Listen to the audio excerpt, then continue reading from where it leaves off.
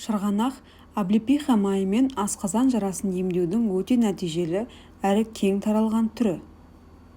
Облепиха майын тамақтан 1 сағат бұрын 3 апта бойы ішесіз. Ақбас орамжапырақтың шырыны асқазанға өте пайдалы. Картоп шырыны да жақсы нәтижелер береді. Бұл шырынды дайындау үшін таза әрі ескірмеген картоп керек. Қызыл сортының болғаны тіптен жақсы. Шырынды таңғы ас пен түскі астың алдында жарты стаканнан ішіп тұру керек. Айран мен өсімдік майының қоспасын жатар алдында ішіп тұру асқазан жарасының бетін қайтарады. Ауруыңыз асқынып кеткен болса, таңертең жарты ас қасық шикі жұмыртқаның ағын ішіп жүріңіз. Жара пайда болған жағдайда сұлы тұнбасы әжептәуір әсер етеді.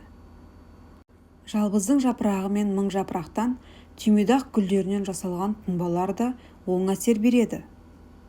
Бұл ем-домдарды пайдаланбас бұрын дәрігерге қаралып, толық тексеруден өту керек.